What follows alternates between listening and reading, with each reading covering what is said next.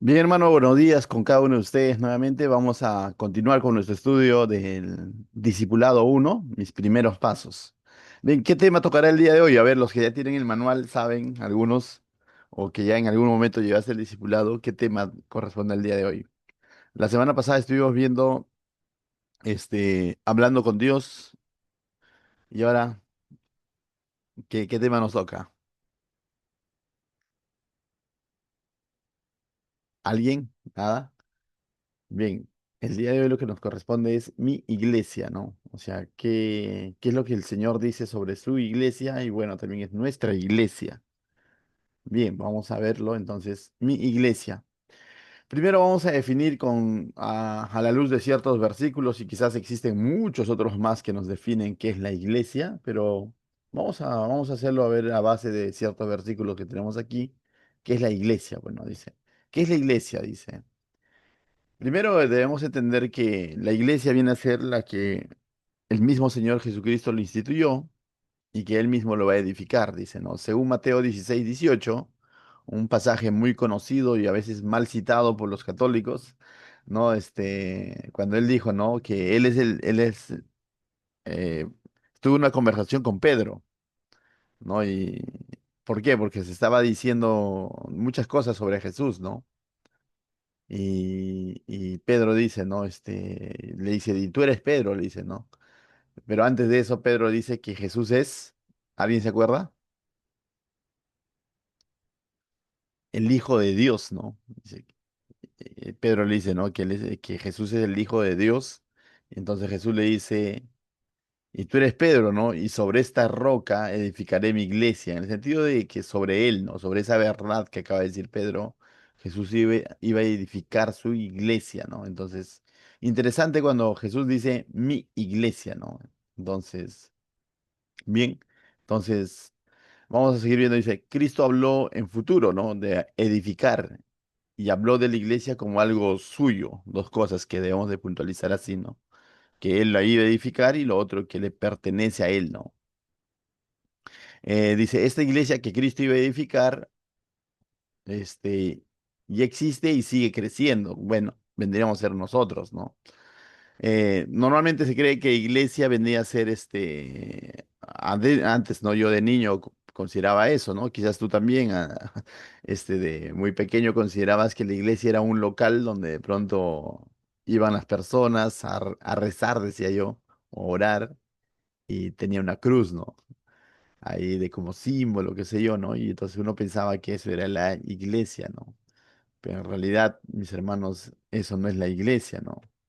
Desde su concepto o definición, la palabra iglesia viene de eclesía, ¿no? Que venía a ser asamblea o reunión o agrupación de convocados por alguien, ¿no?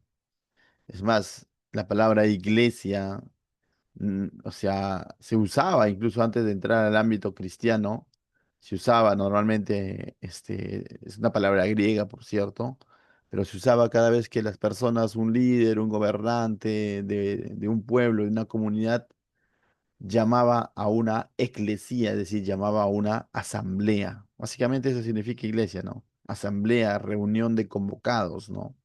Reunión de personas convocadas para un determinado propósito. Pero ya desde el punto de vista del Señor, justamente, ¿no? La iglesia o la eclesía viene a ser la reunión de todos aquellos convocados por el Señor Jesucristo, llamados por el Señor, ¿no? Y que hemos obedecido a su llamado en el sentido de que hemos respondido en fe. Y entonces, en otras palabras, sería la reunión de todos aquellos creyentes, ¿no? Cristianos. Esa es la asamblea del Señor, ¿no? Esa es la iglesia del Señor.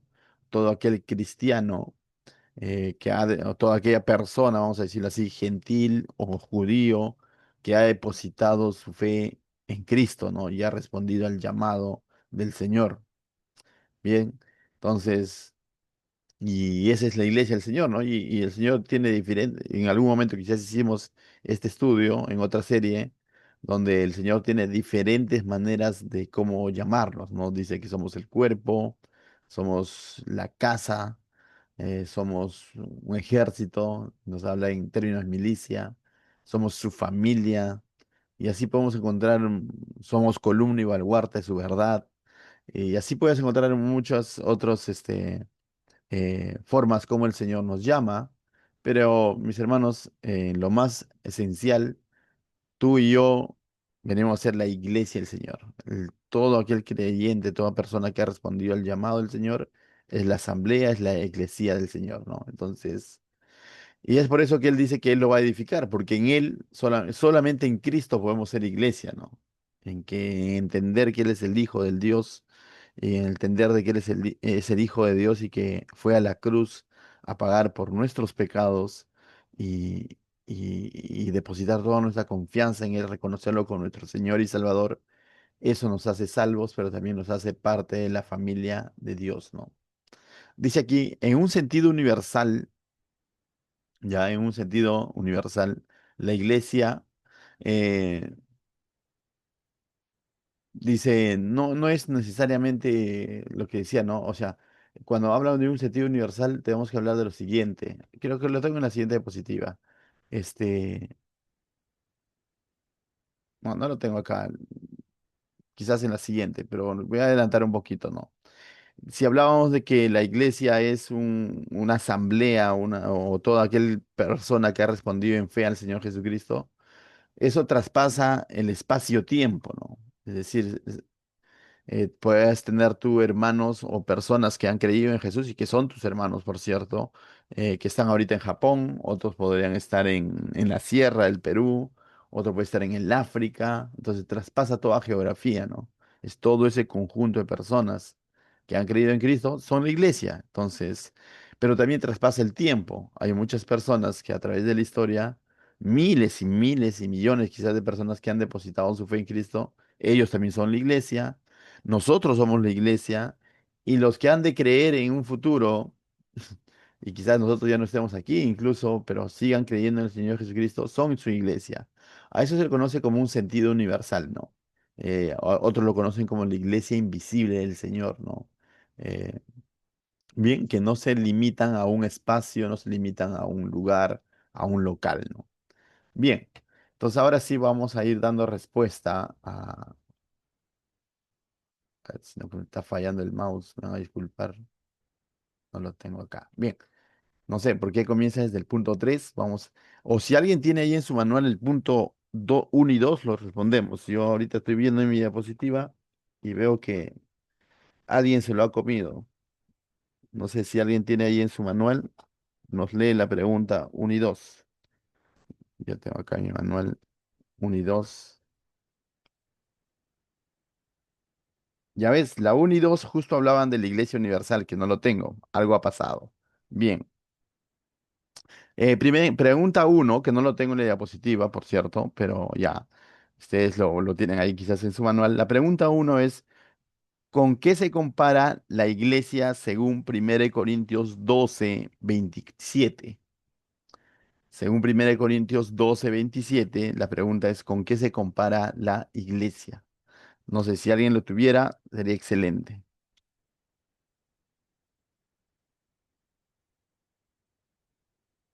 ¿Tienen?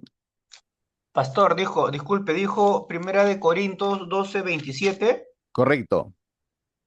Sí, yo lo tengo ya. Ah, dale, amigo. A ver, vosotros pues sois el cuerpo de Cristo y miembros de cada uno en particular. Amén. Entonces nos está comparando con el cuerpo de Cristo y miembros, este, a ver, lo vuelves a volver a leer. Vosotros pues sois el cuerpo de Cristo y miembros de cada uno en particular, ¿correcto? Bien, hermanos, lógicamente sabemos que esto está en un sentido metafórico y no se está refiriendo a un cuerpo, este, material, ¿no? Si no se está refiriendo a ese cuerpo del Señor, ese cuerpo espiritual, vamos a llamar así, del cual somos partes, dice cada uno de nosotros que hemos creído en Cristo y miembros de cada uno, ¿no? Es decir, todos pertenecemos a ese cuerpo y somos miembros de ese cuerpo.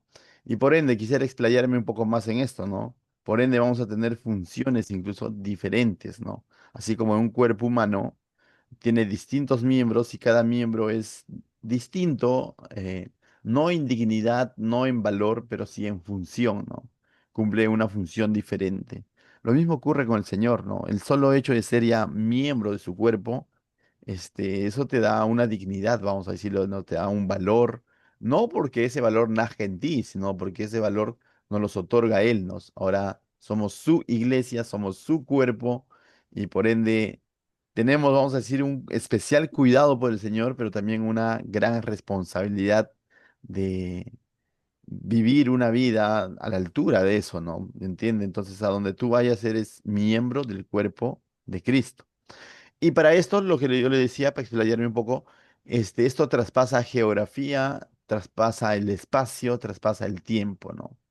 Todo creyente, el lugar donde se encuentre, es miembro del cuerpo de Cristo. Por eso, esto es en el sentido universal, ¿no? Eres miembro del cuerpo de Cristo. Tú dices, pero yo soy miembro de la iglesia local que está allá. Sí, ese es un punto que vamos a ver más adelante, pero específicamente eres miembro del cuerpo de Cristo. ¿Y quién te hace miembro del cuerpo de Cristo? Cristo mismo. Dice, hay otro pasaje donde dice que Él mismo con su Santo Espíritu nos bautizó en su cuerpo, en el sentido que nos sumergió en su cuerpo, nos introdujo a su cuerpo, ¿no? Eh, Punto 2 lo deben de tener ahí en su manual. El punto 2 dice, ¿quiénes componen ese cuerpo? Es decir, la iglesia. Y la respuesta está ahí mismo en el punto 2. Dice, la iglesia está compuesta por todos los creyentes en Jesucristo, los que han sido regenerados por el Espíritu Santo. Si lo tienes ahí, Gabriel, quizás tú lo tienes cerca, 1 Corintios 12, verso 13. 12, 3, verso 13. ¿3 o 13, pastor? 13, 13, 13. 13, 13, sí, ya lo tengo ya. Lo leo. Dale, dale. Dice, porque por, porque por un solo espíritu fuimos todos bautizados, en un cuerpo seamos judíos o griegos, sean esclavos o libres, y a todos se nos dio a beber de un mismo espíritu. Amén. Entonces, ese pasaje es el que hace un momento parafraseaba, en el que, mis hermanos, ¿qué hago para ser miembro del cuerpo de Cristo? Si tú has depositado tu fe en el Señor, créeme que su espíritu ya te ha bautizado en el sentido, te ha sumergido en su cuerpo, ¿no? La palabra bautizado es sumergir, te ha introducido a su cuerpo. Entonces, el que te hace miembro del cuerpo de Cristo en el sentido universal es Cristo mismo a través de su Santo Espíritu, ¿no? Entonces no hay mucho que hacer. Oye, cuando termino discipulado uno recién será, o sea, no, o sea, esta verdad se da desde el momento que tú has depositado tu fe en Cristo. Pues decimos, en el momento que tú depositas tu fe en Cristo, te arrepientes de tus pecados, ocurren muchas cosas más que solo decir, ya soy salvo. Sí, eso es una gran verdad y qué bueno, pero ocurren muchas cosas más.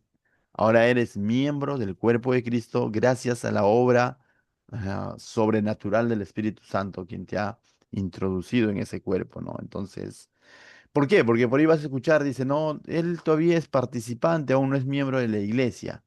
Esas frases lo podemos quizás ubicar cuando hablamos en un término de iglesia local, desde esa perspectiva, pero desde la perspectiva de iglesia universal, ningún pastor, ningún anciano, ningún grupo puede de pronto decir, tú no eres miembro del cuerpo de Cristo, ¿no? O sea, eso le corresponde netamente al Señor, ¿no? Entonces, bien. Punto 3, ahora sí. Punto 3 dice, ¿qué ha dado Dios a los miembros de la iglesia? También hace un momento también lo parafraseé este pasaje. ¿Qué ha dado Dios a los miembros de la iglesia? Ya entendimos que somos todo creyente en Cristo es miembro de su cuerpo, que el Espíritu Santo es el que nos ha hecho miembro de ese cuerpo, pero ahora, ¿qué ha dado Dios a ese miembro? Es decir, ¿qué te ha dado Dios? Desde ese punto de vista de que eres miembro del cuerpo de Cristo. ¿Alguien lo tiene? Romanos capítulo 12, verso 4 al 8. Romanos 12, verso 4 al 8.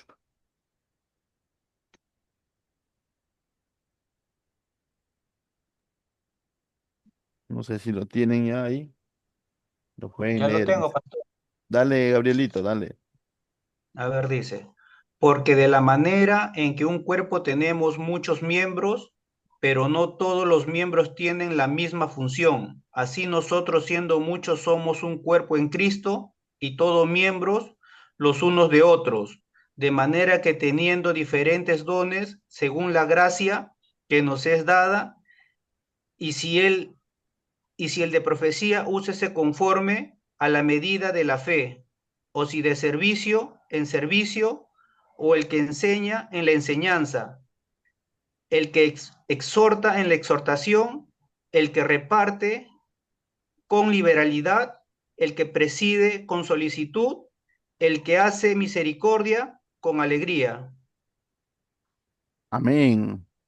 Dos cosas puntuales, ¿no? Gracias, Gabriel, por apoyarme ahí con la lectura, pero dos cosas puntuales que nos está indicando. Que el Señor, primero que nos ha dado, tenemos de parte del Señor, eh, ya entendiendo que somos cuerpo, diferentes funciones, ¿no? Es decir, el Señor nos va a usar de maneras distintas muchas veces, ¿no? No siempre, algunas cosas se van a parecer y se pueden replicar, ¿no? Pero en su esencia, como cada persona es distinta, diferente, el Señor nos va a usar de una manera diferente, ¿no? Pero para eso también nos da, dice, diferentes dones, ¿no? Que Él dice, en su inmensa gracia es el que nos los otorga, ¿no? Entonces, si yo dijera, no, Señor, yo no quiero, ponte, ¿no? El don de misericordia, yo quiero el don de profecía, o yo quiero, no, no depende de nosotros, sino eso depende netamente del Señor, ¿no? Entonces, claramente dice que Él que ha dado a Dios a los miembros de la iglesia, pondríamos aquí diferentes funciones y diferentes dones. Lo que sí está insta Pablo es de que úsese, ¿no? Si tú tienes ese don, mis hermanos, que todo cristiano lo tiene, un don de parte del Señor, úsalo, ¿no? Entonces tú podrías decir, pero ni siquiera sé cuáles son los dones. Entonces, primero ora, pídele al Señor y pídele en el sentido no que te dé cierto don, sino que te muestre cuál es el don que tú tienes otorgado de parte de Él. Y lo otro, lee la palabra de Dios, ¿no? Pide consejo y, y el Señor es el más interesado en que lo usemos, ¿no?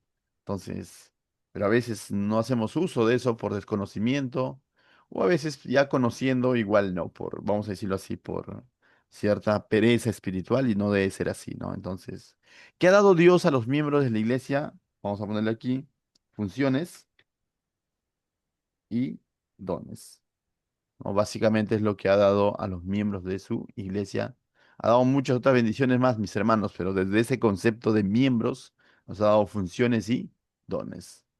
Dice, ¿quién es la cabeza de la iglesia? Esta palabra, esta pregunta quizás es para nosotros ya conocida, la respuesta podría ser una pregunta ya retórica, ya, ¿no?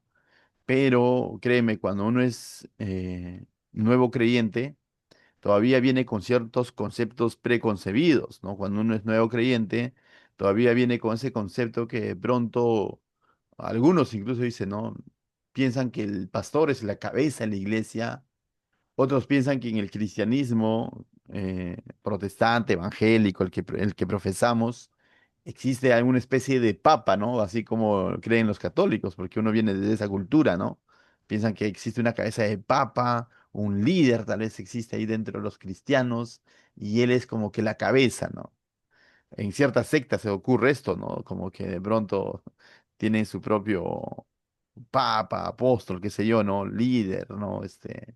Los testigos quizás harían referencia ¿cómo se llama a Roosevelt, ¿no? Y los mormones a Joseph Smith, algo así, ¿no? Y que en el cristianismo a veces, ign- de manera ignorante en el buen sentido de ignorar, uno podría pensar, pues no, ya sé quién es Lutero, podría decir, porque con él comenzó la reforma. No, falso. No, o sea, en el cristianismo, en la iglesia, el Señor, no hay otra cabeza más que el mismo Señor Jesucristo. Eso está claro. Eso es a la luz de Efesios 4:15. Le pueden buscar Efesios 4:15 y pueden dar lectura de esto, ¿no? Muchas veces lo decimos ya de memoria, ¿no?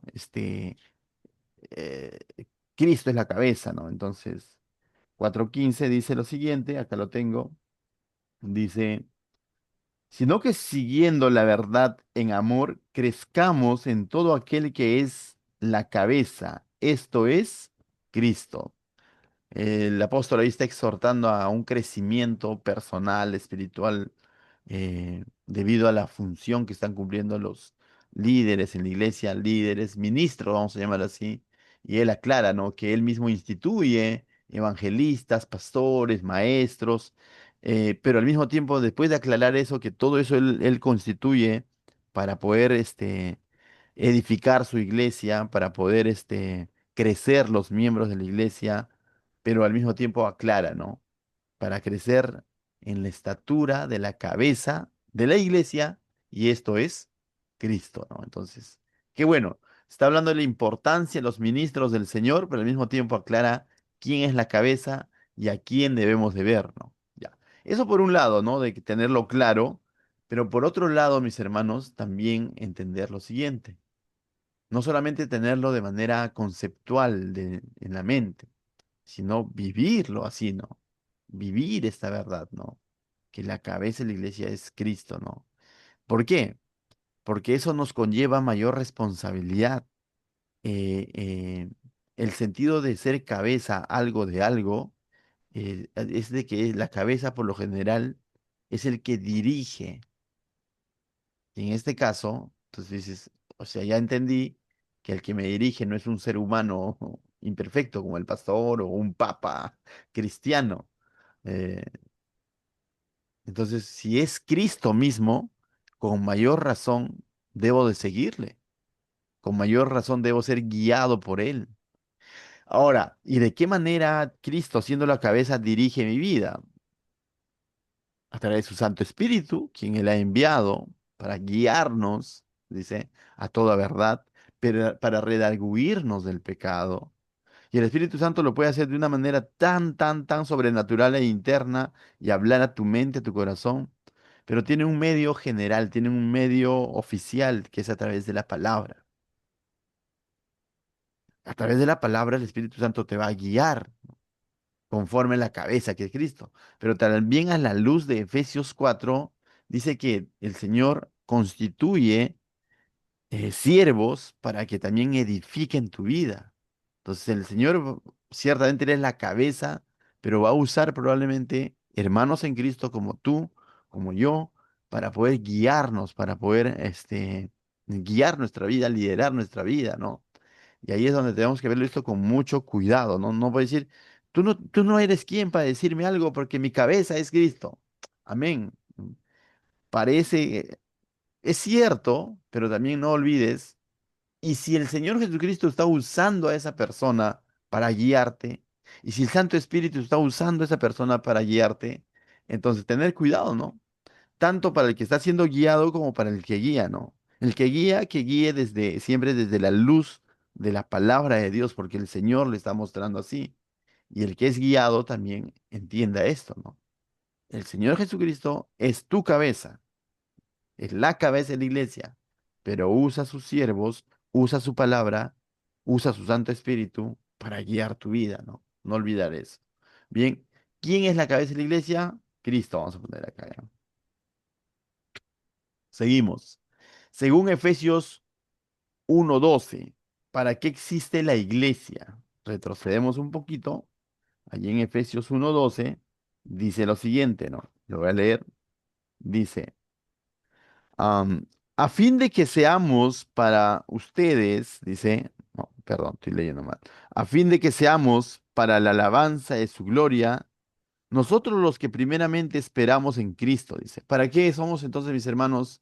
eh, ¿Para qué existe la iglesia? Si tú lees todo el contexto desde versos atrás, la iglesia existe, dice, según el verso 15, para la alabanza de su gloria. Pastor, pero la iglesia no existe para cumplir la gran comisión. Amén. Existe para edificarnos unos a otros. Amén. Existe para reunirnos los domingos. Amén, también es correcto, qué bueno. Pero todo eso en última instancia, podemos resumirlo que es para la alabanza de su gloria, para que sea, para que glorifique a Él. Pero es para que anuncie la verdad, sí, pero anuncia la verdad para glorificar a Cristo. Cumple la gran comisión para glorificar a Cristo. Edifiquémonos unos a otros para glorificar a Cristo. En última instancia, la iglesia, Él lo ha, vamos a decirlo así, lo ha convocado para su gloria. Y eso también a la luz de Efesios 1:16, ¿no? Que todo fue creado por Él, por medio de Él y para Él, ¿no? Para la gloria de Él. Entonces, la iglesia debe entender esto, mis hermanos. Hemos sido creados, por así decirlo, estamos siendo edificados, hemos sido constituidos en Cristo y para Cristo. Entonces, vamos entendiendo aquí unas cosas, que existimos gracias a Cristo como iglesia. Somos miembros de la iglesia gracias a Cristo. Cumplimos una función gracias a Cristo. Nos da dones gracias al Señor.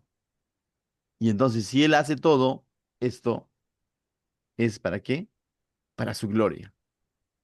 Entonces, el que debemos de buscar como grupo humano, glorificar siempre, es al Señor. A veces digo, no, vamos a hacer que nuestra iglesia crezca. Y he escuchado esto, no, no creo que digamos aquí en Jesús Salvador, pero hagamos que nuestra iglesia crezca y sea la más influyente en todo Perú, y sea la más grande, y sea la más organizada. Y todo eso yo creo, considero que son buenos anhelos, pero debo de cuidarme que estoy buscando hacer todo eso para la gloria del hombre, para la gloria de este rótulo llamada Iglesia XXX, por así decirlo, por darle un nombre, o para que hablen y digan, mire, es iglesia que sí, son bien es organizados, es grande, tiene un local inmenso. Lo hacemos para que para que la iglesia sea glorificada o para que Cristo sea glorificado. Tengamos cuidado con esto, ¿no? Todo lo que hagamos sea siempre para la gloria de Él, ¿no? Entonces, mis hermanos, ¿para qué existe la iglesia? La respuesta es simple a la luz de Efesios 1:12, para la alabanza, para la alabanza. Ya lo voy a clarito, lo voy a escribir mejor. Dice verso 12, a fin de que seamos para la alabanza de su gloria. Entonces, mis hermanos, somos para la alabanza de su gloria. Y eso es lo que se debe buscar cada domingo, cuando se comparte la palabra, cuando se adora al frente. Hagamos cuando estás ofrendando al Señor, cuando estás sirviendo a los niños, entender que todo esto es para la alabanza de su gloria. Ahora, lógicamente tenemos una misión y aquí sí podríamos entender la famosa gran comisión, ¿no? ¿Cuál es la misión de la iglesia? Y quizás me has escuchado en más de una ocasión decir, eh, el Señor lo pudo haber hecho de otra manera, sí, porque Él es soberano. Pudo haber enviado ángeles para que prediquen de Él. eh, Pudo haber usado el cielo, la nube, la naturaleza, sí. Dan, es más, ¿no? Todo eso dan manifestaciones, ¿no? De la existencia de un Dios, ¿no? Pero el Señor ha querido compartirnos, hacernos copartícipes de esa gran misión, ¿no? ¿Cuál es la gran misión de Cristo en la tierra? Porque es que Él se hizo hombre. Yo creo que eso tú lo sabes, ¿no? ¿Cuál es su gran misión por el cual Él se hizo hombre, vino a la tierra, fue a una cruz? La misión del Señor es redimirnos, ¿no? Rescatarnos para su gloria, lógicamente, porque habíamos sido destituidos de esa gloria producto del pecado. Entonces Él ha venido a restituir eso justamente, pero Él se fue,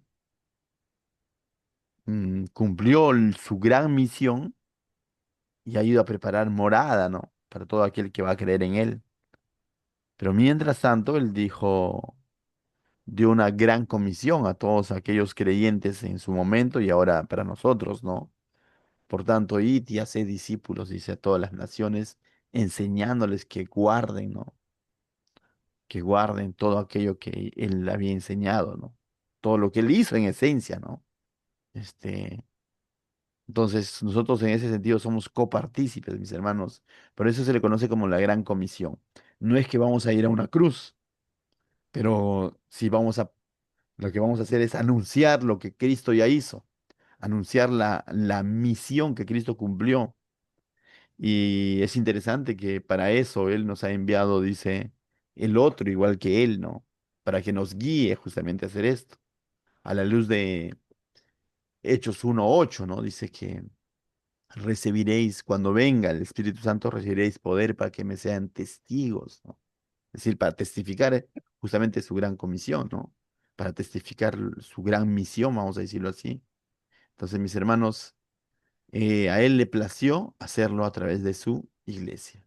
Y esto podríamos ampliar más todavía, ¿no? A la luz de la carta a Timoteo, ¿no? Donde Pablo les recuerda que la iglesia es columna y baluarte de la verdad. Columna es porque ahí debe ser exhibida, a través de la iglesia debe ser exhibida y defendida la verdad, ¿no? A través de la iglesia debe ser anunciada y defendida la verdad. La palabra columna significa lugares, pilares que habían en los pórticos de la ciudad para anunciar los grandes decretos, ¿no? Y el Señor usa su iglesia para anunciar su verdad, su decreto. Pero también la palabra baluarte era una especie de estructura que iba entre columna y columna que servía para defensa de la ciudad, ¿no? A través de ellos, del cual ellos se defendían. Entonces, en ese sentido también, mis hermanos, la iglesia debe defender la verdad. Entonces, esa es nuestra gran misión, ¿no? Esa es la misión de la iglesia, anunciar el evangelio y defender el evangelio, ¿no? Bien, vamos a poner anunciar. Esa es nuestra misión, ¿no? Y para eso estamos. Amén. Y eso lo podemos hacer de diversas maneras. Un pensamiento y al final dice, la iglesia de Cristo, para Cristo, es de Cristo, para Cristo y por la misión que Él nos ha dado, ¿no? Y tenemos que cumplir la misión que Él nos ha dado. Entonces, mis hermanos, no solamente está en jactarnos, bueno, yo pertenezco a la iglesia, sí, pero tienes una función. Yo soy miembro del cuerpo de Cristo, sí, pero ¿qué función estás cumpliendo, no? Sí, o sea, no sé, yo soy apéndice nada más, ¿no? No cumplo ninguna función. Las últimas investigaciones dicen que incluso el apéndice es muy probable que tenga una función, ¿no? Porque antes se creía que ya, ¿no? Está de yapa ahí, ¿no? Pero mis hermanos, no somos apéndices. Nosotros somos, quizás eres corazón, quizás eres hígado, quizás eres brazo, quizás eres ojos, pero una función tienes que cumplir.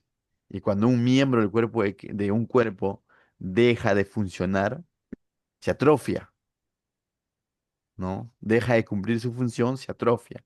Cuando un miembro de un cuerpo es aislado de los demás, se pudre, ¿verdad? Se pudre. Justo está, ¿no? Había Amén. uno y pregunta. Entonces, tener claro esto, mis hermanos, ¿sí? Continuamos. Ahora, mira, estaba al revés. Aquí está la Iglesia Universal. Perdón, entonces no lo había olvidado, lo había puesto al revés. Pero ya lo hemos desarrollado, ¿sí? Ya lo hemos desarrollado esto.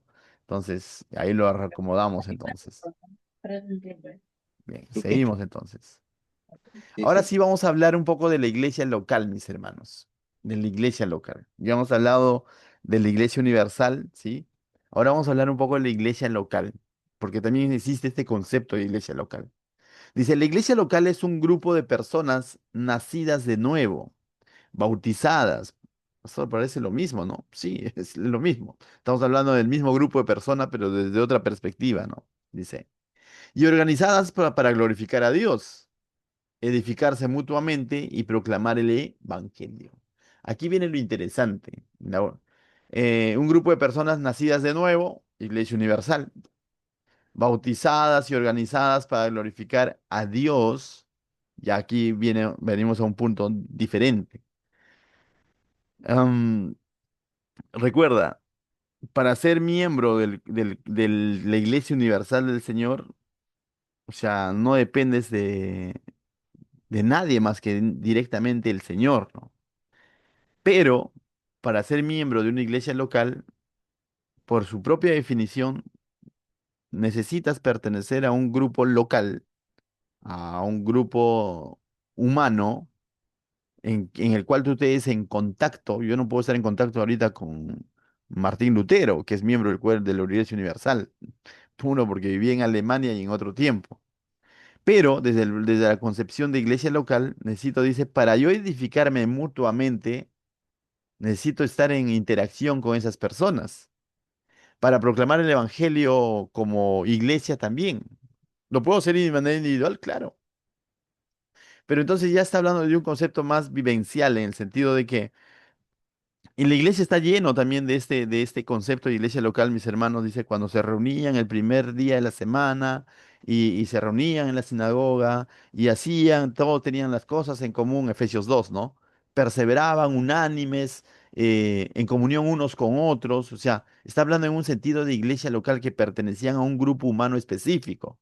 Y Pablo viajó a Galacia y abrió un grupo de ahí predicó el evangelio, se convirtieron y ahí se estableció una iglesia, un grupo humano local. Y Pablo continuó su viaje y en Macedonia lo mismo y en Éfeso lo mismo. Entonces ya estamos hablando desde un punto de vista de iglesia local, cómo es que se reunían un grupo humano y tenían un grupo de creyentes, vamos a decirlo así, y tenían muchas cosas en común y se edificaban unos a otros y juntos glorificaban a Dios, juntos estudiaban la palabra. Entonces, en ese sentido también no podemos negar la importancia de la iglesia local.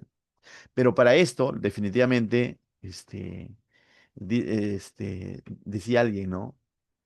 La iglesia local o los hermanos, vamos a decir así, la familia, los miembros con el que tú decides de alguna manera hacer iglesia, ser iglesia, es tu familia espiritual y lo eliges tú.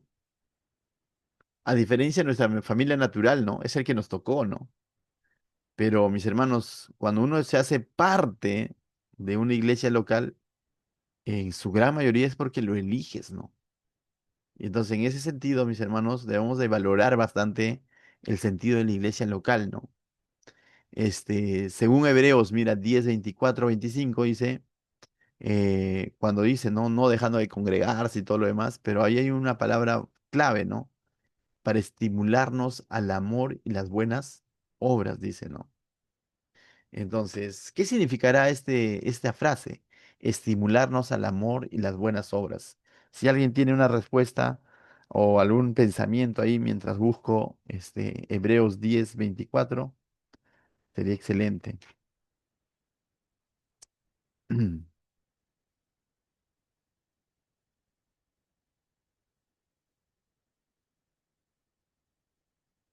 Lo voy a leer ya, dice.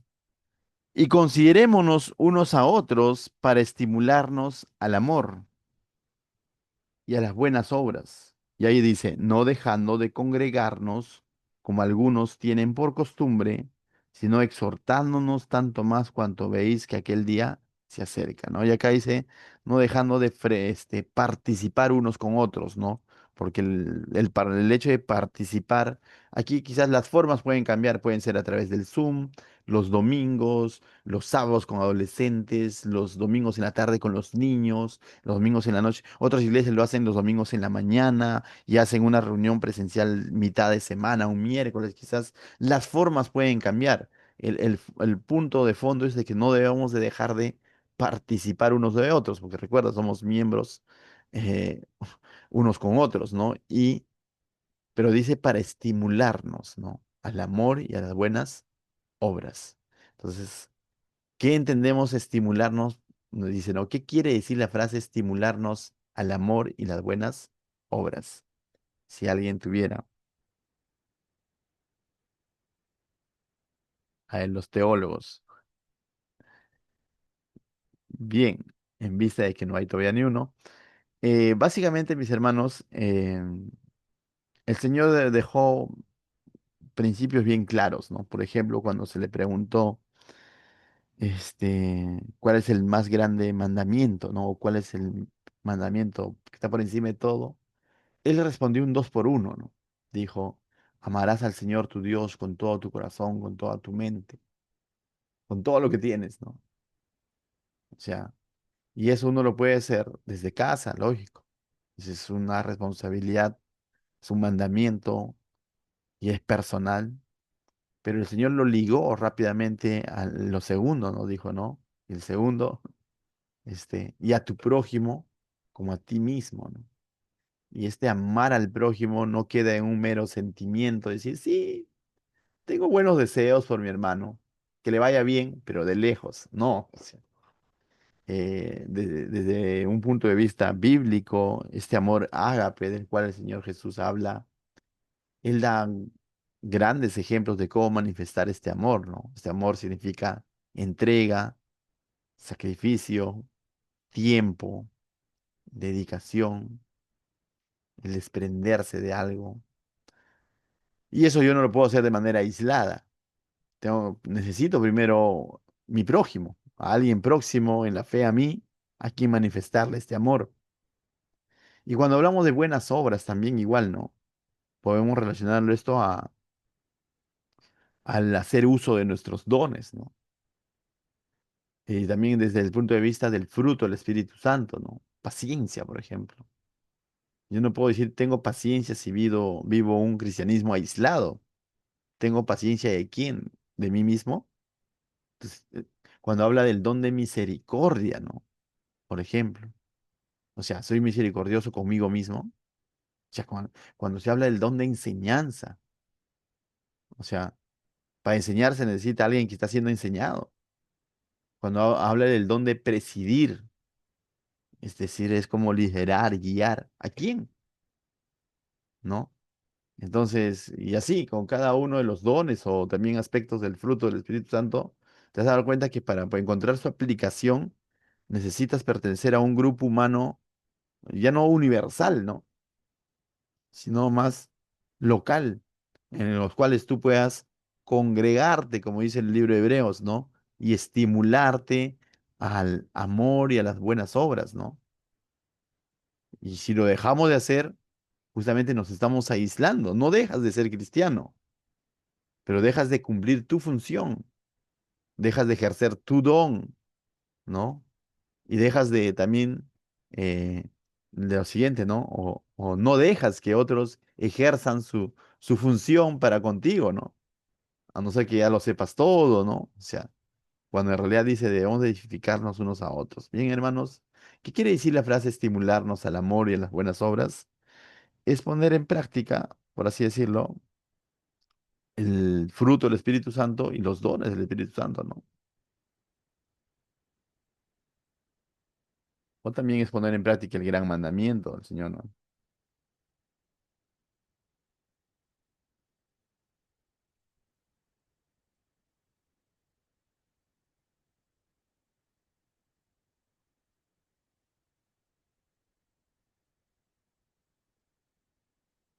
Bien, básicamente es eso, ¿no? Entonces, esto no lo vamos a poder hacer, mis hermanos, de manera aislada. Tiene siempre es en un ambiente de comunidad, ¿no? Entonces, en ese sentido, recobra importancia pertenecer a una iglesia local, ¿no?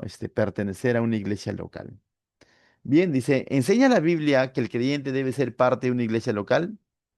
¿Qué dicen? A ver, ¿quién lo responde? ¿Enseña la Biblia que el creyente debe ser parte de una iglesia local? ¿Sí o no? ¿Y por qué? Lógico. Dale, Amelia. Vi que Amelia había encendido su micro. Bueno, ¿alguien que quiera responder esto, mis hermanos? La pregunta es fácil. Fácil no, sino es clara. ¿Enseña la Biblia que el creyente debe ser parte de una iglesia local? ¿Sí o no?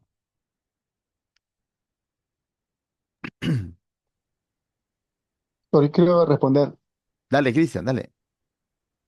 Bueno, en la Biblia yo veo en el libro de Romanos, cuando el apóstol Pablo enseña, ¿no? En serie, cuando manda saludos a la casa tal, a los hermanos tal, al equipo tal. Hay una serie hay una lista ahí que el apóstol Pablo se dirige, ¿no? Y sobre todo se enfatiza a las casas o a la Correcto. familia de tal persona. De Claro. ese punto, de esa perspectiva, yo veo que sí, sí se reunían, porque imagínate cuando el apóstol Pedro predicó, ¿no? Se ganaron 3.000, después 5.000. Un gran movimiento en el libro de los Hechos, vemos en Hechos 4, Hechos 5, los grandes milagros que Dios, y la gente se maravillaba de tal manera que la iglesia estaba en un auge de crecimiento. Ujú. Entonces, imagínate qué tanta gente iba a entrar, En una bueno, el casa. sermón del monte, ¿no? Pero Mm, en un solo local en aquel tiempo no, pues entonces vemos ahí que realmente, ¿no? La gente se reunía en las casas, en familia, correcto. ¿no? Por eso yo sí creo que sí, Sí, sí, efectivamente, sí, correcto, hay Cristian. mucha posibilidad. Correcto. Gracias, bien. Y cierto, lo que tú citas, el tema de Romanos quizás es un poco más específico cuando habla de casas específicas, con nombres específicos. Así es. Excelente, ¿no? Pero también lo podemos ver incluso en sus distintas cartas cuando dice a la iglesia, ¿no? De los santos que están en ponte Éfeso, en Corinto. Entonces, especifica un lugar, ¿no? Algo así, como que especifica un lugar, ¿no? Entonces, O el también hecho, hay siete iglesias. claro, o a veces hay un pasaje donde dice a las También, iglesias, correcto. Dime, Luis. también, pastor, también vemos ahí en la casa de Filemón, Ah, correcto, hay correcto. otro lado en el libro de los Hechos que dice, ¿no? No lo Ah, tengo, pero ya se me fue. Pero en casa de Filemón también se reunían. correcto. Hay otro pasaje, donde, y el libro de Hechos se dice, ¿no? Donde se reunían en las casas y en los templos, ¿no? Oye, en el templo, perdón, no, no es los templos, Sí, las sí, casas pues. y el templo, ¿no? Amelia, dale. Decía que sí, porque en una parte de la Biblia dice que no nos dejemos de congregar, o sea que Correcto. debemos de Muy solo eso. bien. Gracias, Amelia. Justo, ¿no? Lo que acabamos de leer Hebreos mismo, ¿no? Dice, no dejen de congregarse como algunos tienen por costumbre. Está hablando entonces de no es una ley, no, pero de una actividad que estaba haciendo la iglesia y que Pablo, Pablo, digo, pues el autor de Hebreos destacaba que hay un beneficio cuando uno hace esto, ¿no? Dice, se va a estimular en el amor y las buenas obras, justamente lo que decíamos hace un momento. Y dice, no lo hagan, que no se les haga costumbre dejar de hacerlo, ¿no? O sea, no está haciendo una ley en el sentido diciendo de que si hoy día no lo hiciste, ya fuiste, ¿no? Sino está hablando de que por lo general, uno siempre tiene que buscar estar participando unos de los otros, ¿no?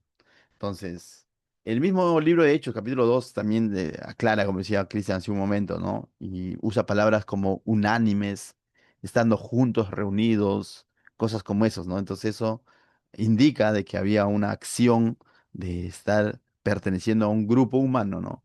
Y los hermanos que estaban en Antioquía y Pablo estaba bien bacán ahí junto a Bernabé y el Espíritu Santo habló a la iglesia de Antioquía porque estaban de alguna manera congregados en el sentido de participando un grupo humano en un lugar específico, ¿no? Y Dios habla y a la iglesia, dice, ¿no? Cristian, levantaste la mano de nuevo, dale. Sí, pastor, justamente quiero leer, estaba especificando el libro de Romanos, Ujú.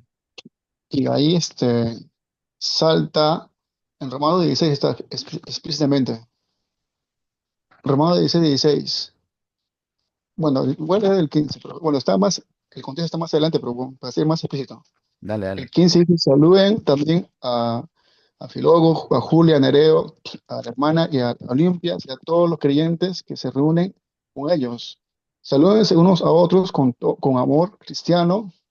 Todas las iglesias de Cristo les envía saludos. Dice todas las iglesias. Está Correcto. haciendo algo global ahí el apóstol Pablo. Correcto. Y justamente gracias, Cristian, diste en el clavo, ahí está específico, pero también justo esto aclara ese sentido de que algunos lo llamaban contradicción, ¿no? Porque nosotros creemos que la iglesia de Cristo es uno solo, ¿no es cierto? ¿Sí? O sea, es uno solo.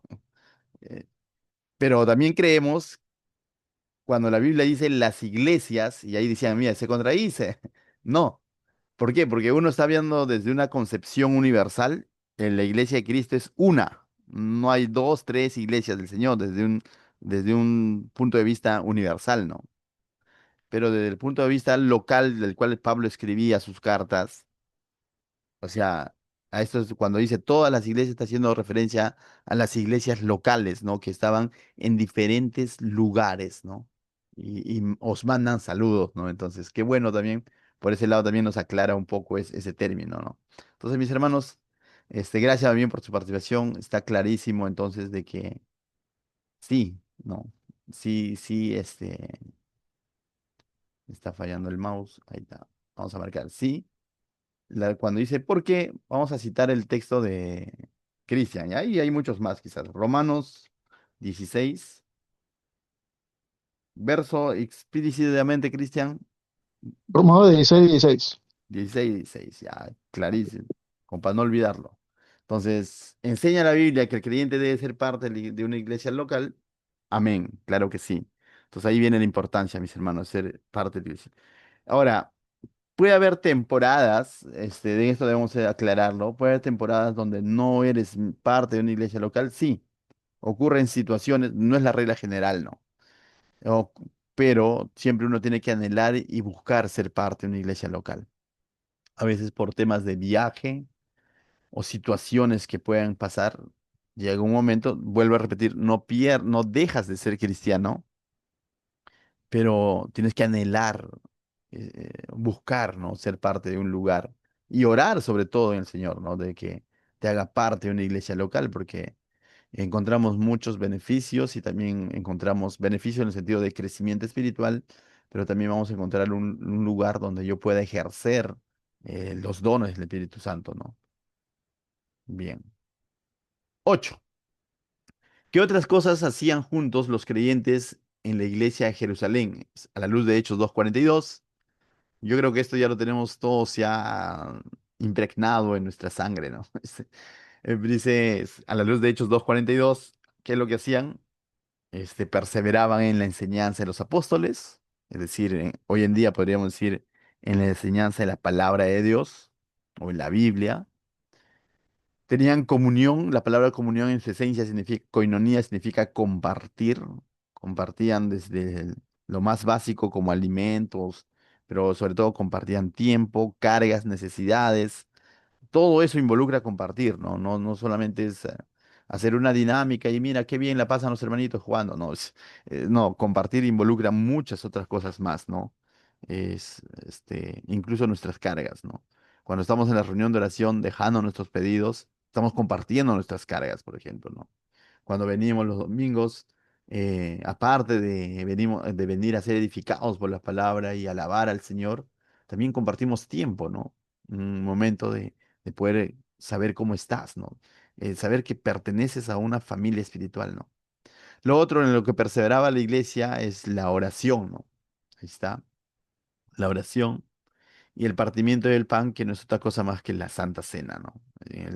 Que juntos estaban conmemorando el cuerpo de Cristo, ¿no? Entonces, qué interesante que cuando el Señor Jesucristo instituyó y Pablo también lo volvió a enseñar en Corintios, este concepto de la Santa Cena, lo hizo siempre en un sentido de comunidad, ¿te has dado cuenta? De iglesia. Ahora, yo podría celebrar la Santa Cena solo en mi casa.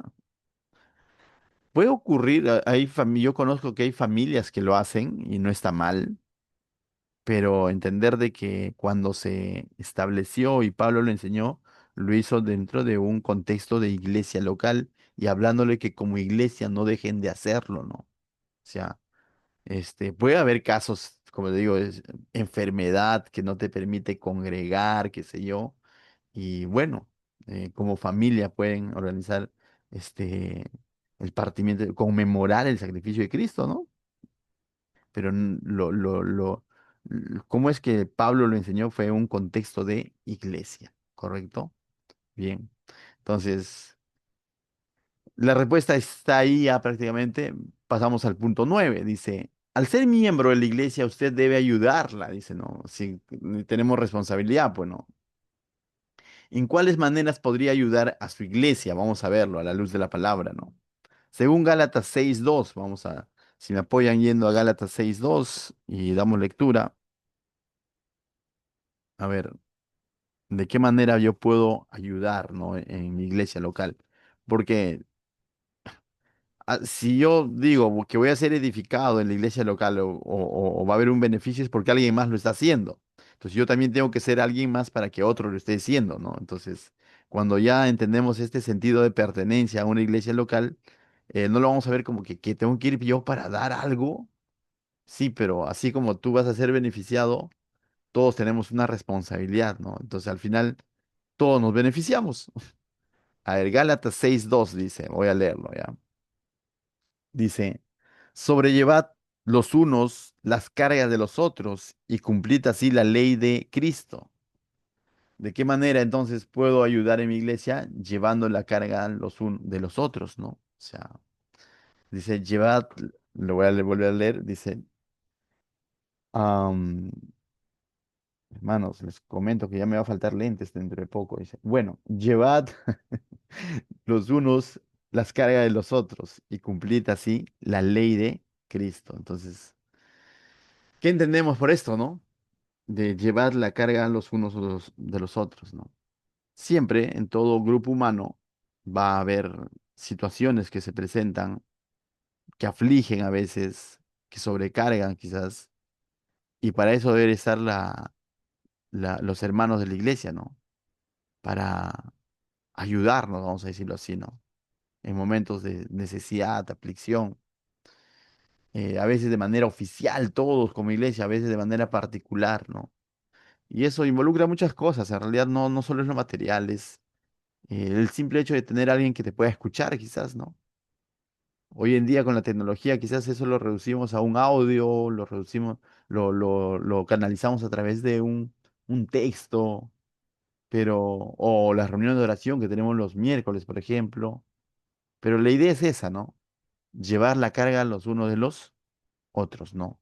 Entonces, eh, eso, no ser indiferentes en ese sentido, ¿no?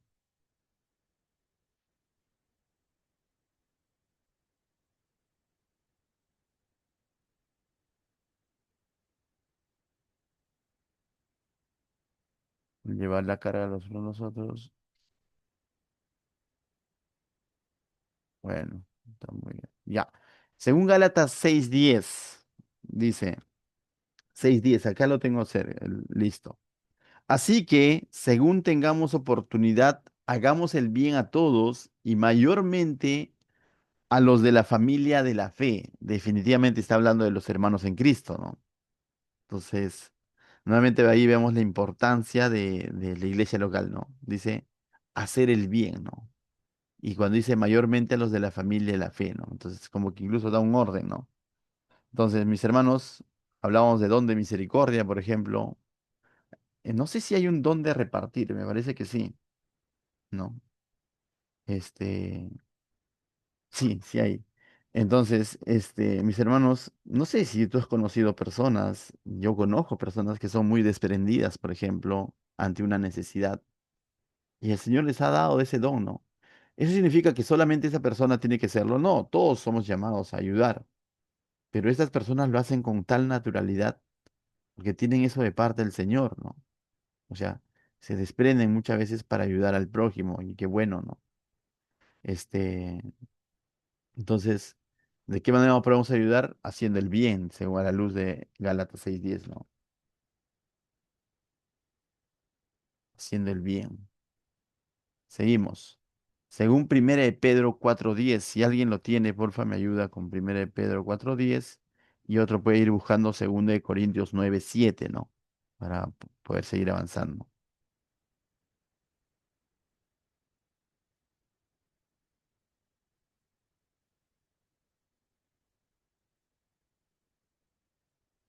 Primera de Pedro es a mí, hermanos. Primera de Pedro 4:10. Ya lo tengo, pastor, lo leo. Dale, Primera de Pedro 4:10. Ya dice, cada uno según el don que ha recibido, ministrelo a los otros como buenos administradores de la multiforme gracia de Dios. Amén. Entonces está acá hablando. El don que se nos da es para ministrar, no es para autoministrarnos, es para ministrar a los otros. Entonces, en ese sentido, ¿no? Dice, cada uno, conforme el don que ha recibido, ministrelo a los otros, ¿no? Entonces, mis hermanos, eh, a la luz de la pregunta, ¿en cuáles maneras podría ayudar a su iglesia? Sería, ejerciendo mis dones, ¿no? Ejerciendo mi don. Bueno, lógicamente el don que el Señor te ha dado, ¿no? Porque si yo deje de ejercer ese don, entonces no estoy ayudando a la iglesia, porque el Señor me lo ha dado justamente para eso, ¿no? Para eso me ha dado el don, para ponerlo al servicio. Cuando habla de ministrar, habla de servicio, para servir al prójimo, al otro, ¿no? Según 2 Corintios 9:7, mis hermanos, según 2 Corintios 9:7. Amén. Dale, Cada uno Cristian. ve como propuso en su corazón, no por cese ni por necesidad, porque Dios ama al dador alegre. Amén. Y aquí está hablando ya desde un concepto más si desarrollamos todo ese pasaje, Pablo está hablando de la ofrenda, ¿no? O sea, y es interesante, ¿no? No podemos irnos, ciertamente nosotros como iglesia deslindamos de lo de lo obligatorio que muchas veces se enfatiza desde el concepto de diezmo, ¿no? Entendemos el diezmo, sí, es bíblico en el sentido de que esté en la Biblia, en el Antiguo Testamento, bajo un contexto específico, a un pueblo específico que el Señor lo dio. Y también respetamos a iglesias que de pronto lo practican, pero hacen un buen uso de esto y si lo practican de manera voluntaria, ¿no? Más no obligatoria, torciendo ciertos textos fuera de contexto. Pero también somos conscientes que el Nuevo Testamento, Pablo, enseña, no en un solo pasaje, ¿no? Sino en distintos pasajes, la importancia de la ofrenda, ¿no? Da gracias incluso por ofrendas, Pablo reúne ofrendas incluso para ayudar a los hermanos de Jerusalén. Aquí está hablando de cada uno de conforme lo que propuso en su corazón, está hablando de algo personal y voluntario. Entonces también somos claros de eso, ¿no? Y ahí sí podríamos decir que esto es algo, es una forma como honrar a Dios, como ayudar a la iglesia local. Y no me refiero al local o al pastor, cuando digo cómo ayudar a mis hermanos, ¿no? Porque al final eso es para el crecimiento de todos. En este caso, por ejemplo, para explayarme un poco más, en Jesús Salvador se recoge lo que es la ofrenda voluntaria, eh, y siempre se enfatiza en eso, ¿no? De que no lo hagas por obligación, ni por compromiso, ni por manipulación. Hazlo porque has propuesto en tu corazón, ¿no? Es más, esto es algo, una decisión que uno debe tomar desde ya, desde casa, ¿no? Ni siquiera aquí. No sé si se han dado cuenta que el orden de levantar las ofrendas aquí en la iglesia es antes de la prédica, para que no se confunda con eso de que me persuadieron, ¿no? A dar mi ofrenda, ¿no? ¿No? O sea, hazlo antes, porque decídelo en casa, ¿no? Desde el momento que tú decides venir a la iglesia, ya decídelo si lo das o no lo das. Y si no lo das, también tranquilo, ¿no? Eso no te hace menos espiritual. Entonces, y si lo haces, también no te hace más espiritual, pero es la manera como tú puedas ayudar a otros miembros de igual que tú. Y cuando yo hablo de miembros, podría ampliarlo incluso niños, adolescentes, hermanos en Santa Rosa. Y nosotros mismos, dices, ¿y nosotros mismos en qué sentido? Hay pilas que comprar, hay descartables que comprar, hay tortita que comprar, y en el que todos de alguna manera somos beneficiados en algún momento, ¿no? Entonces, mis hermanos, el Zoom que estamos usando, por ejemplo, lo paga la iglesia, ¿no? Y qué bueno, porque es para edificación de todos. Entonces, en ese sentido, mis hermanos, es una manera de ayudar a aportar en mi iglesia local con mi ofrenda voluntaria, ¿no? Entonces, esa es otra manera, ofrendando voluntariamente sería acá Cristian, dale. Pastor, estimado, una consulta. En el contexto, el versículo se me llama este, la atención cuando dice, por eso digo, el que siembra escasamente también segará escasamente. y el que siembra generosamente también, bueno, generosamente también segará. Consulta, una vez me pregunta ahí, la ofrenda, ¿ahí se refiere a la ofrenda en cuando lo siembra o a qué se refiere el apóstol Pablo? Porque está dando ahí un tema de siembra, de sembrar menos o más, o cómo es el Correcto. asunto ahí, pastor. Sí, yo eso lo manejo hasta este punto de vista, hasta donde lo he logrado entender, ¿no? Lógicamente, hay posturas, hay extremos. Hay un extremo que esto lo vuelve literal, ¿no? Y lo ve desde un punto de vista, siembra ofrenda y por lo tanto está esperando su cosecha, la famosa prosperidad, ¿no? Su cosecha monetaria, vamos a decirlo así, ¿no?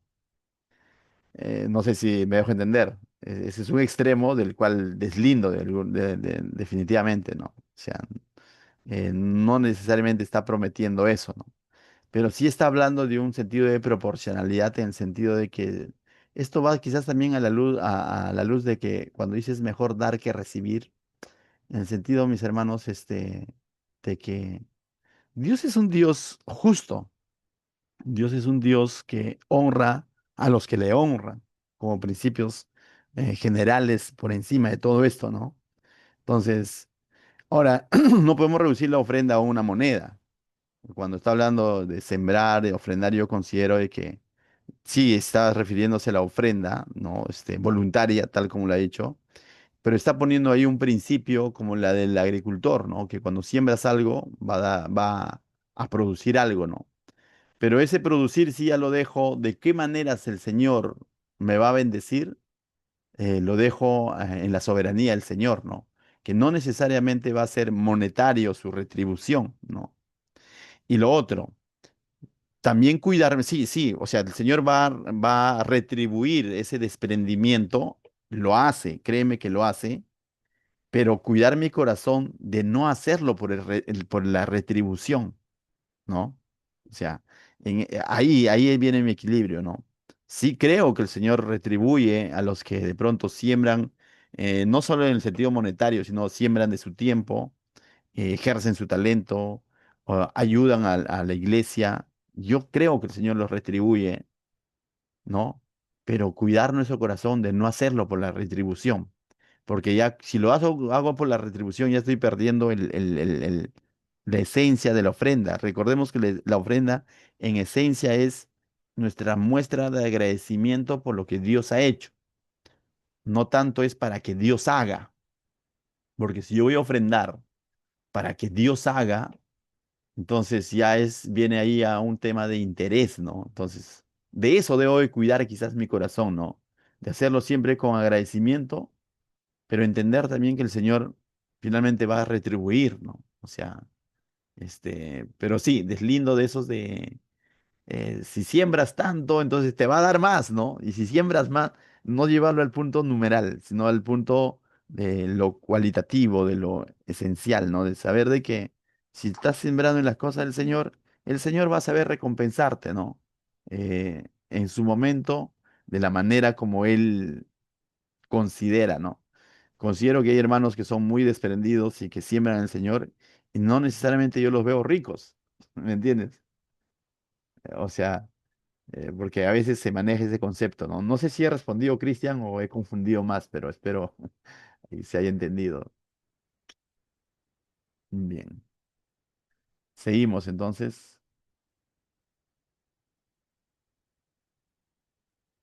A ver, está fallando el mouse.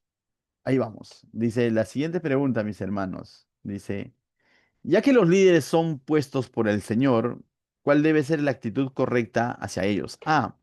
No sé si, sí, este, tal vez le saltea una diapositiva o va directo.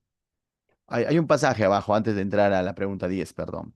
Según 1 Timoteo capítulo 3, 1 al 7 y Tito capítulo 1, 5 al 7, la Biblia establece requisitos para los líderes que gobiernen la iglesia.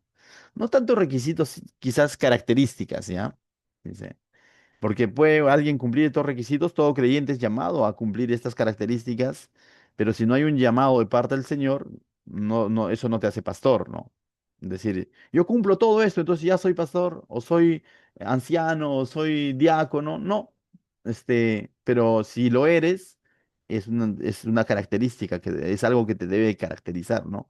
Y esta lista es similar tanto en 1 Timoteo como en Tito, ¿no? Básicamente marido de una sola mujer, apto para enseñar, no dado al vino, no metido, no peleandero, y muchas otras cosas más que describe ahí, que gobierne bien su casa, ¿no? Entonces, pero sí la Biblia nos habla de que el Señor establece siempre en el concepto de iglesia local, ancianos o responsables, servidores, diáconos, y es más, el Nuevo Testamento está lleno de esta terminología, ¿no? Pablo dice estableció ancianos y cuando regresó se reunió con los ancianos de Éfeso. Entonces, ¿qué es un anciano? Significaba alguien que estaba a cargo o supervisando la iglesia local, ¿no? Entonces, eso es una realidad en el Nuevo Testamento, mis hermanos, y es una realidad hoy en día. Y considero que el Señor los estableció así para llevar un orden en su iglesia, ¿no? El Señor es un Dios de orden, ¿no? Entonces, en ese sentido, por eso es que también da las características de estas personas, qué características deben de cumplir para ejercer bien. Por eso dice, ¿no? El que no gobierne bien su casa, ¿cómo gobernará la iglesia? Si no se ha escuchado, está eso, ¿no? Entonces, y esa palabra gobernar es administrar, ¿no? El que no administra bien su casa, ¿cómo administrará la iglesia? El que no vigila bien su casa, ¿cómo vigilará la iglesia? El que no supervisa bien su casa, ¿cómo supervisará la iglesia? Entonces, en el sentido de iglesia local, mis hermanos, existe esto, ¿no? Del liderazgo. Entonces, ¿eso hace más a los líderes o a los siervos o a los ancianos? ¿Los hace más? No, es una función específica que el Señor les da, pero seguimos siendo hermanos en Cristo, ¿no? Entonces, desde ese sentido, mis hermanos, entendiendo de una manera saludable ese concepto, viene lo siguiente, ¿no? ¿Cuál debe ser la actitud correcta hacia ellos?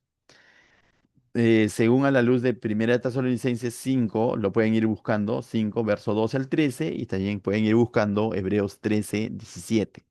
Lo que sí, mientras lo buscan, puedo ir anticipando lo siguiente, ¿no? Eh, Hay extremos también en esto, hay extremos donde idolatran al líder. Nos- y el líder lo ha permitido, lo ha promovido, ¿no? Entonces eso no es correcto. La Biblia no enseña una idolatría. Pablo mismo, cuando de pronto quisieron idolatrarlo como Zeus, como Júpiter, cuando él estaba cumpliendo su rol de servidor del Señor, anunciar el Evangelio, él aclaró, ¿no? Que es un mortal más. Pero a veces yo veo eso hoy en día, ¿no? Una idolatría hacia el liderazgo, o un temor, un miedo hacia el liderazgo, o un sobrerespeto quizás. Ese es un extremo dañino, creo yo, hoy en día, porque no debería ser así, ¿no? O sea, he escuchado muchos testimonios cercanos de amigos, familiares, hermanos en Cristo, sobre cómo se conducen esas personas, de cómo es que llegaban a un punto de persuadir a las personas de que sí o sí cada fin de semana les inviten a la pollería, por ejemplo, ¿no? Bajo el concepto de que si tú bendices al siervo de Dios vas a ser bendecido, ¿no? Entonces la gente hacía concurso, gana-gana, quién le saca la pollería, ¿no? Entonces, tú sacas todo ese concepto sacado antibíblico, diría yo, ¿no? Porque los líderes han sido llamados a servir, ¿no? Pero sí, a la luz de la palabra, tampoco debemos irnos a un extremo de ningunear y decir, bueno, es uno igual que yo, ya fue, ¿no? O sea, justamente para eso vamos a leer estos dos textos, ¿no? 1 Tesalonicenses 5, verso 12 al 13, si alguien lo encontró.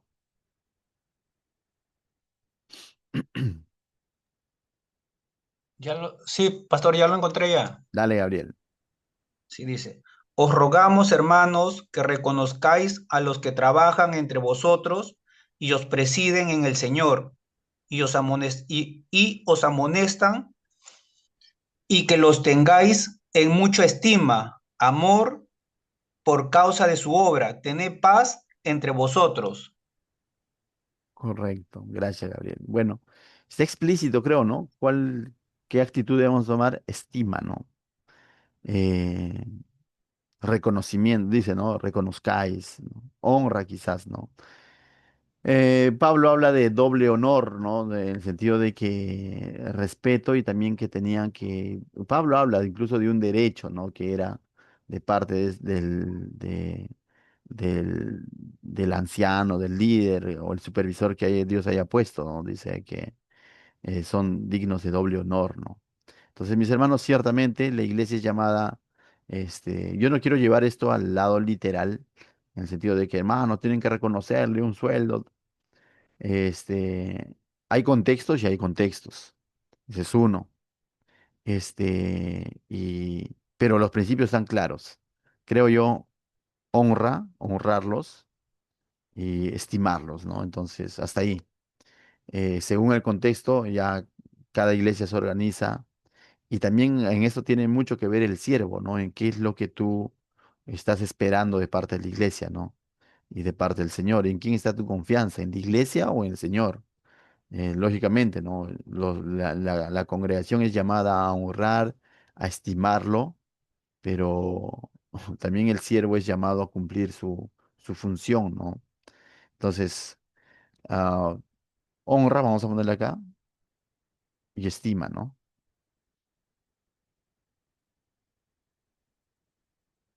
Listo. La luz de Hebreos 13:17, mis hermanos, si alguien lo encontró. A la luz de Hebreos 13:17.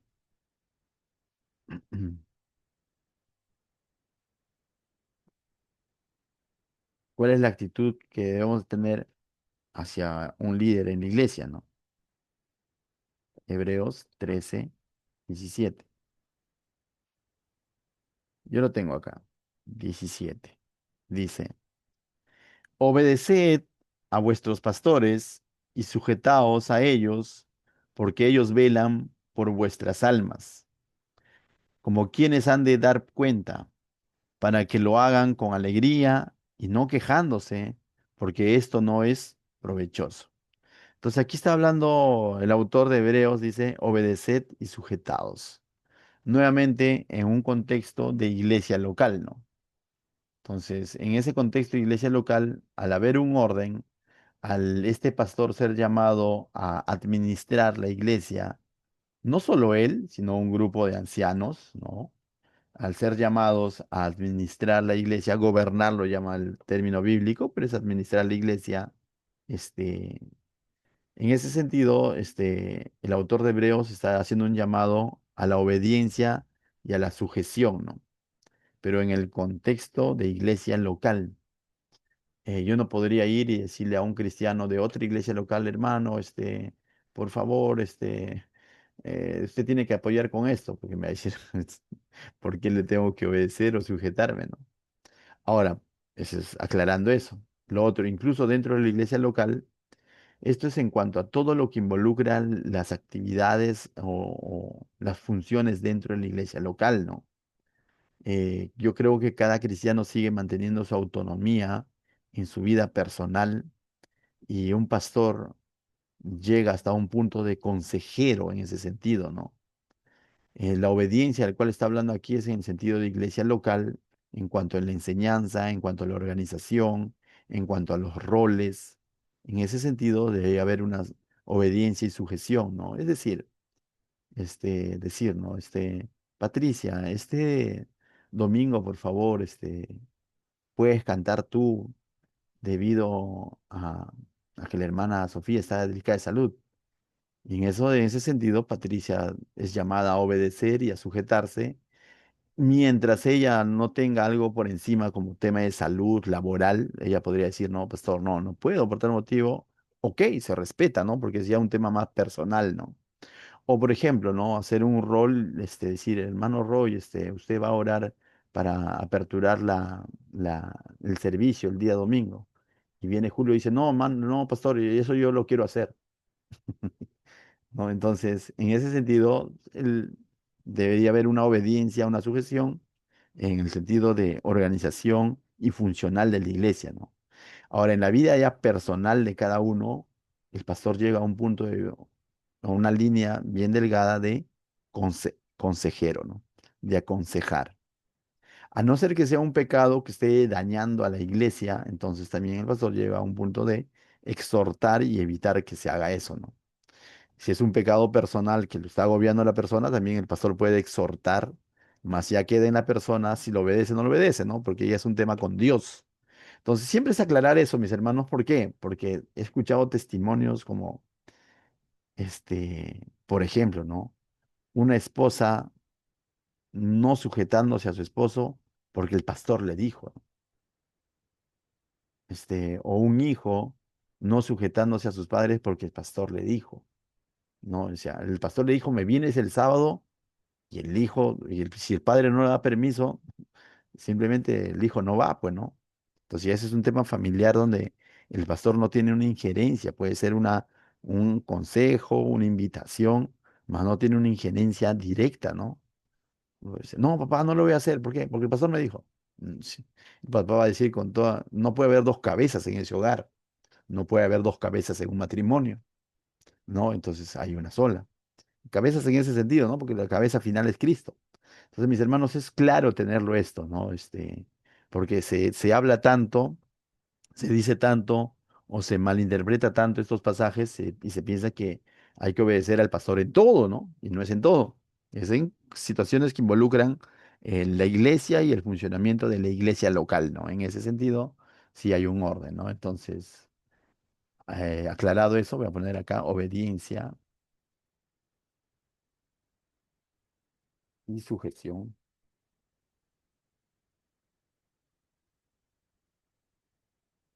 en la iglesia, ¿no? En la iglesia. Y aún dentro de la iglesia, mis hermanos, hay un principio mayor. Mientras lo que se me pida no vaya en contra de un principio mayor que es honrar a Dios. O sea, estaría ya loco el pastor pedir algo así, ¿no? Que peques, por ejemplo. No, pero si es algo que no es eso, por ejemplo, hermano, usted puede apoyar en esto. Y dice, ya, pastor, yo quiero apoyar. Y te dicen, ya, hermano, ¿puede apoyar en esto? No, eso no, pastor, no. Entonces ya ahí sí no, pues no, ese es otro asunto. Bien, vamos terminando. Dice, cuál es una de las responsabilidades de la iglesia con sus miembros, según Gálatas 6:1-2? Yo creo que hemos leído esta parte también, pero vamos a leerlo desde el uno, ¿no? Como iglesia, todos para uno, ¿cuál es nuestra responsabilidad? Y uno para todos también. Porque si no hay uno, no hay todos, ¿no? Entonces dice, todos para uno. Digo, Gálatas 6:1 y 2 dice, acá lo tengo. Pablo apóstol, no de hombres ni por hombres, sino por Jesucristo y por Dios el Padre, que lo resucitó de los muertos, dice. Y todos los hermanos que están conmigo, no, este pasaje está fuera, 6, perdón, estoy leyendo el capítulo 1, mis hermanos. 6:1, perdón. Hermanos, si alguno fuere sorprendido en alguna falta, ustedes que sois espirituales, restauradle con espíritu de mansedumbre, considerándote a ti mismo, no sea que tú también seas tentado. Sobrellevad los unos las cargas de los otros y cumplid así la ley de Cristo. Habíamos leído solo la segunda parte, ¿no? De llevar las cargas, de ayudarnos, pero también hay una primera parte del cual somos responsables. Si tú sorprendes a algún hermano en alguna falta de pecado, tampoco te puedes callar. Y esto no es función solo la del pastor, sino también de un hermano en Cristo, en el sentido, dice, de restaurarlo, ¿no? No de condenarlo o apuntalarlo, ¿no? Apuntarlo con el dedo, de juzgarlo, ¿no? Sino en el sentido de restaurarlo, ¿no? Hacer algo para que ese hermano salga de ese pecado, suelte esa falta, ¿no? Entonces, si alguno es sorprendido en alguna falta, ustedes, dice que son espirituales, restáurenlo, ¿no? Entonces, el espiritual lo que va a hacer es restaurar, no condenar. En la medida, lógicamente, que el hermano lo permita, ¿no? Si el hermano no lo permite, no puedes ir en contra de su decisión, ¿no? Nuevamente, ahí hay una línea bien delgada, pero sí puedes hacerlo ya desde otro ángulo, quizás orando por esa persona, ¿no? Entonces sería, ¿qué pues dice? ¿Qué responsabilidad tenemos? Restaurar al caído y a la luz del segundo pasaje, ayudar al necesitado. a la luz del verso 2, ¿no? Y ayudar al necesitado sería ahí. Bien, hermanos, continuamos. O ya casi terminamos, mejor dicho, me parece. Dice, verso 12. Al corregir a un hermano desviado, ¿con qué actitud debe hacerlo? Ahí el pasaje nos decía con mansedumbre, ¿no? Con mansedumbre, con mansedumbre. Ahí el mismo pasaje lo decía, con mansedumbre, hermanos. Entonces, bien, con mucha mansedumbre. Ya vamos terminando. Dice, la iglesia, por ser una familia, tiene la responsabilidad de velar por el bienestar de sus miembros. Hay momentos en que la disciplina es necesaria para conservar el testimonio y la pureza de la iglesia. Es un acto de amor y de preocupación hacia los miembros de la iglesia. La disciplina es una de las cosas que Dios usa para estimularnos al amor y a las buenas obras. Qué bueno, mis hermanos. Entonces, ¿la disciplina bíblica es bíblica? Claro que sí. No, la disciplina es bíblica. Lo que no es bíblico es el castigarlos, ¿no? En el sentido de condenarlos. Escriba verdadero o falso, dice. La iglesia es un edificio material, está clarísimo, falso, ¿no? La iglesia es la comunidad de todos los creyentes, verdadero. ¿Puedo dejar de congregarme siempre y cuando siga leyendo la Biblia en mi casa y escuchando programas cristianos por radio o televisión? No. O sea, no debo de hacer eso, no debo de dejar de congregarme. Eso es bueno, escuchar radio y todo lo demás, bueno, sí, pero yo necesito estimularme al amor y a las buenas obras, ¿no? Para memorizar. Hebreos 10, 24, 25 dice, y considerémonos unos a otros para estimularnos al amor y a las buenas obras, no dejando de congregarnos como algunos tienen por costumbre, sino exhortándonos tanto más cuando veis que aquel día se acerca. Sería bueno, mis hermanos, impregnar eso a nuestra mente y a nuestro corazón para poder valorar, ¿no? el sentido de congregarnos. Amén. Bien, hemos llegado, me parece, a la parte final.